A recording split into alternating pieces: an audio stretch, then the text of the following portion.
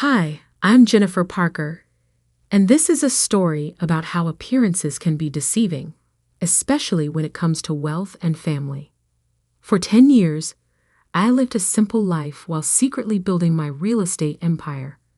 But my brother and his wife, they preferred a different approach. Growing up, my brother Tom and I couldn't have been more different.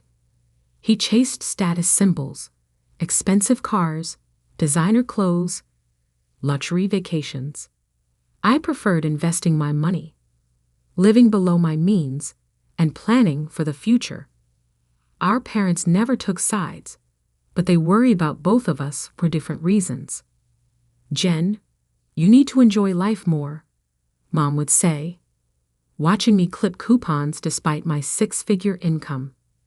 "You're too young to live like a retired person." Meanwhile, Tom married Sarah, who perfectly matched his love for luxury. Their wedding cost more than most people's houses, complete with ice sculptures and a celebrity performer. I wore a simple dress and contributed what I could to their registry. Sarah's reaction: a barely concealed sneer.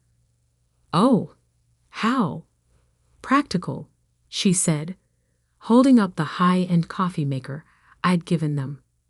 "We were hoping for the limited edition gold-plated version, but I suppose this will do." That set the tone for our relationship. While they bought new cars every 2 years and vacationed in exotic locations, I drove my reliable 10-year-old Toyota and invested in properties.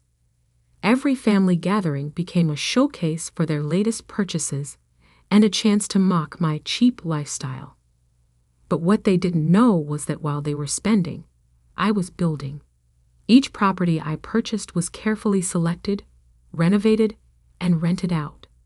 By the time I turned 35, my real estate portfolio was worth over $20 million.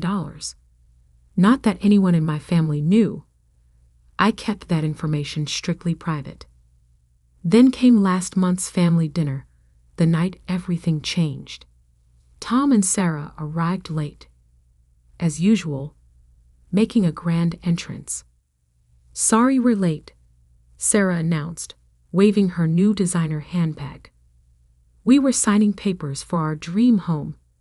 You know, that gorgeous Victorian mansion on Maple Avenue." I nearly choked on my water. I knew exactly which house they meant, because I owned it. "It's perfect," Tom added, grinning. 5 bedrooms, pool, garden. Of course, we had to outbid several others. But what's money for if not to get what you want? Mom and Dad beamed with pride. "That's wonderful, son. When do you move in?" "Next month," Sarah said, then turned to me with her trademark smirk. Of course, some people could never understand investing in quality real estate. Right, Jennifer? Still living in that tiny apartment? I stayed quiet, thinking about the property management company that had handled the bidding process, under strict confidentiality, of course. Tom and Sarah had no idea they'd been negotiating with my company. "You know, Jennifer," Sarah continued, warming to her favorite topic, my supposed failings, "you really should start thinking about your future. Live like a poor person, die like one." The table fell uncomfortably silent. Even my parents looked embarrassed by her comment. "I mean," she pressed on, "look at you. Discount store clothes, that ancient car, that tiny apartment. Don't you want more from life? Tom and I believe in living our best life now. That's why we deserve this beautiful house." I smiled slightly, reaching for my purse. About that house. But before I could continue, Sarah interrupted again. "Oh, don't worry, you can visit sometimes, if you wipe your feet carefully.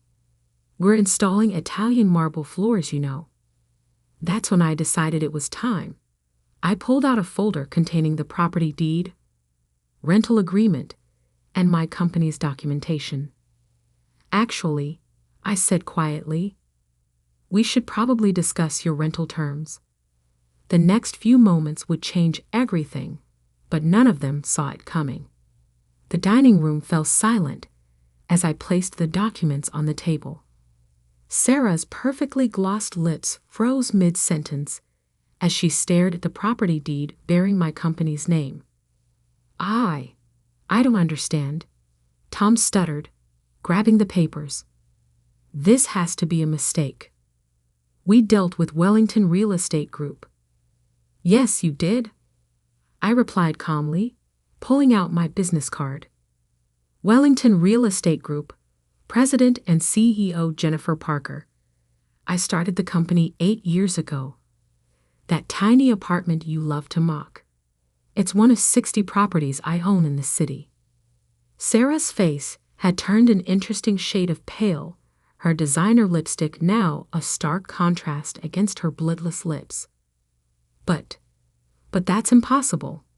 You're poor. You shop at discount stores. I couldn't help but laugh softly. Being wealthy doesn't mean you have to waste money, Sarah.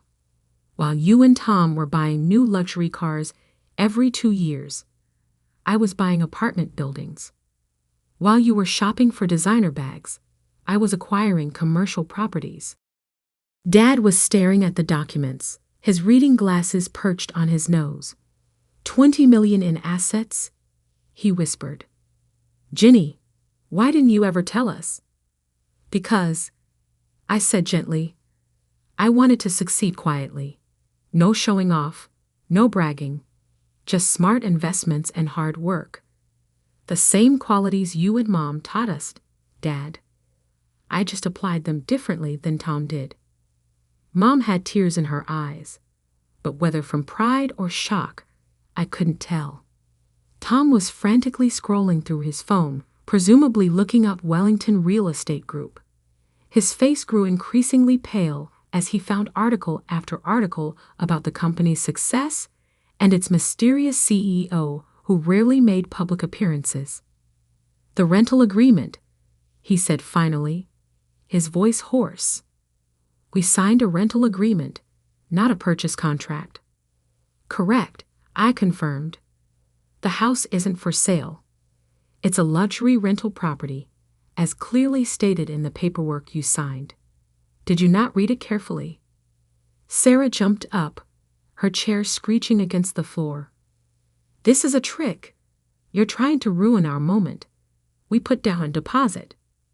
Yes, first month's rent and security deposit, I corrected. Standard rental terms. The check cleared this morning, by the way.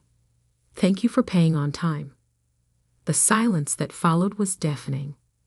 Mom was the first to break it with an unexpected laugh.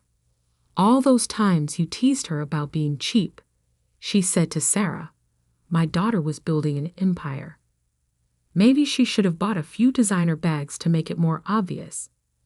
Sarah collapsed back into her chair, her perfect posture finally breaking.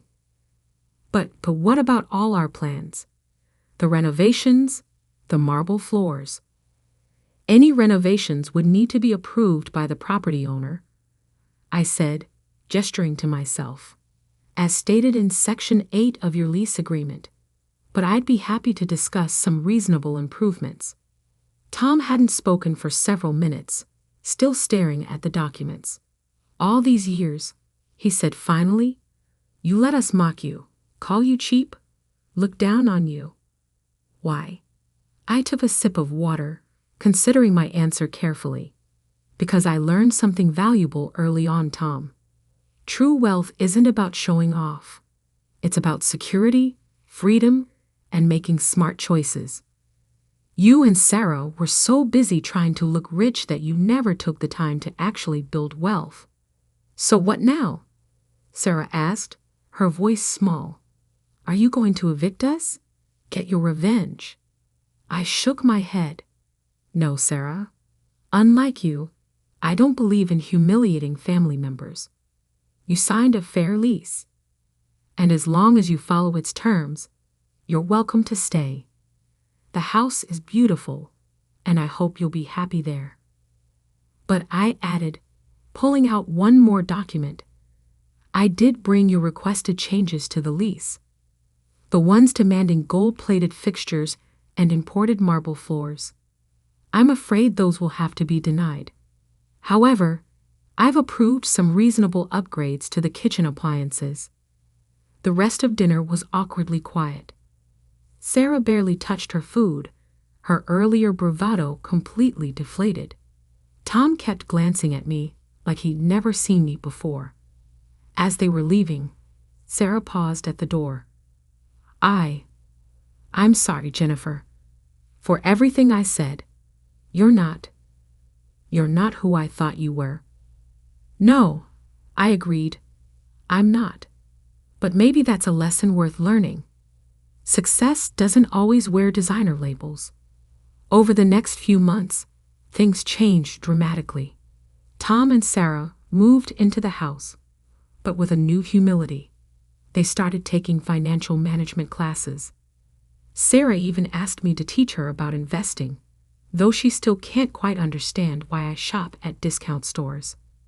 Mom and Dad, they couldn't be prouder, though Dad still shakes his head sometimes and mutters, 20 million, my quiet little girl. These days, when I visit Tom and Sarah's house, my house, technically, there's no more talk about gold-plated fixtures or Italian marble. Instead, Sarah proudly shows me the money she's saving by cooking at home, and Tom consults me before making major purchases. Last week, I received an invitation to speak at a women's business conference. The topic? Stealth wealth. Building success without showing off. I accepted, already planning to use Sarah's designer handbag collection as an object lesson in depreciated assets. As I write this from my tiny apartment overlooking my growing real estate empire, I'm reminded of something my first investment mentor told me.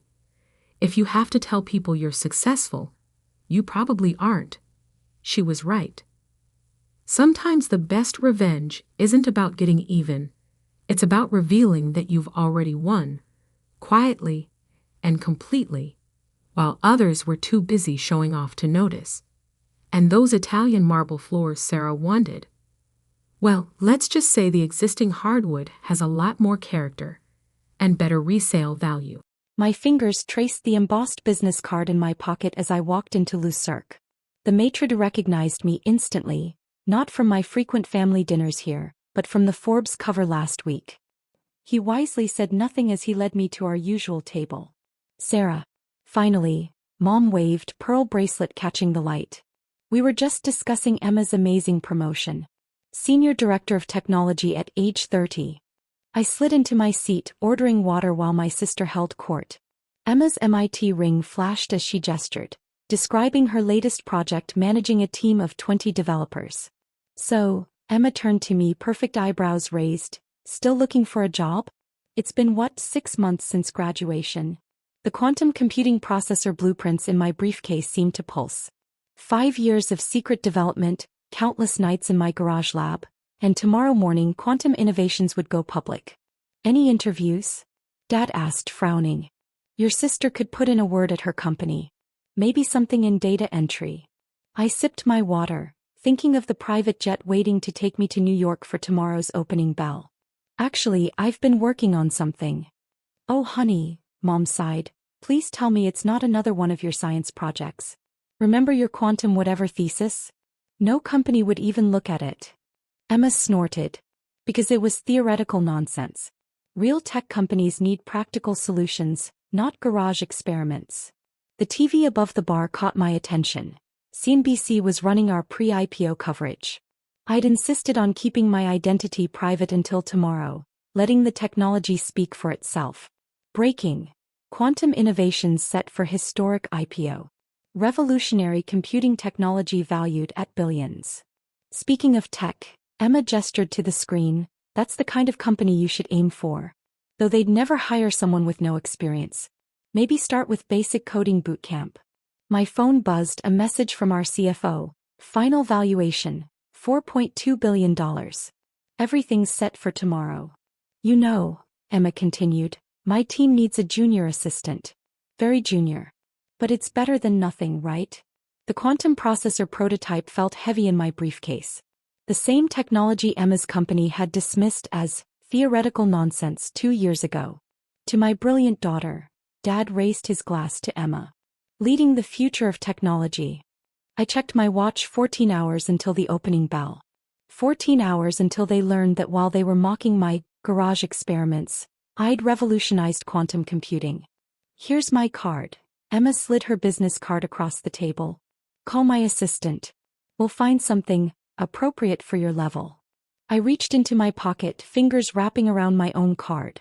The one with Dr. Sarah Chin, CEO Quantum Innovations, embossed in silver. Tomorrow they'd learn that the garage experiment they'd ridiculed had just made me a billionaire. Sometimes success isn't about proving them wrong, it's about proving yourself right. Don't wait too long, Emma called as we left. Good jobs are hard to find with no experience. I smiled, thinking of the stack of acquisition offers on my desk, including one from Emma's company. Sometimes the best revenge isn't served cold. It's served at the opening bell. Morning light streamed through the windows of my private jet as we approached New York. The NASDAQ building glowed in the distance, its massive screens already displaying our company logo, a quantum helix in electric blue. Dr. Chin, my assistant Michael appeared with a tablet. Final numbers are in. Pre-market trading suggests we'll open at $142 per share, possibly higher. That would put your personal stake at approximately $2.8 billion. I adjusted my Tom Ford suit, the one I'd bought after our first successful prototype but never worn to family dinners. And the acquisition offers? 17 total, including a desperate last-minute bid from TechCorp. He smirked. Your sister's company. The irony wasn't lost on me. 2 years ago, I'd sat in TechCorp's lobby for 3 hours, waiting to pitch my quantum computing concept. Emma had walked past twice, pretending not to see me. Their rejection letter had called my work fundamentally unrealistic. My phone buzzed with texts from last night's dinner. Mom, honey, Emma's team really could use an assistant. Think about it. Emma called my HR. They might have entry-level coding positions. Better than nothing. Dad, be reasonable, Sarah. You need real experience. They're here, Michael announced, checking his tablet. Your family just arrived at NASDAQ. They think they're attending TechCorp's quarterly investor meeting. The screens in Times Square flickered to life as we landed. CNBC's headline scrolled, Tech World buzzes. Who is Quantum Innovations' mystery CEO? At the NASDAQ entrance, reporters clustered with cameras ready. Through the glass doors, I spotted my family in the front row, Emma checking her phone impatiently. Trading starts in 20 minutes, Michael whispered. Your sister's giving an interview about TechCorp's revolutionary new project. I watched through the monitors as Emma spoke to CNBC. Our quantum computing division is industry-leading. No other company comes close to our theoretical models. If she only knew those theoretical models were pale imitations of my prototype from 3 years ago. And now, the NASDAQ president approached the podium. We're honored to welcome the most anticipated tech IPO of the decade. A company that has fundamentally transformed computing as we know it. Emma was still talking to the reporter, gesturing dramatically about her team's innovations. Led by the youngest CEO ever to ring the opening bell. Dad checked his watch, probably wondering when TechCorp's meeting would start. Please welcome the founder and CEO of Quantum Innovations, Dr. Sarah Chin. The room fell silent. Emma's interview microphone slipped from her hand.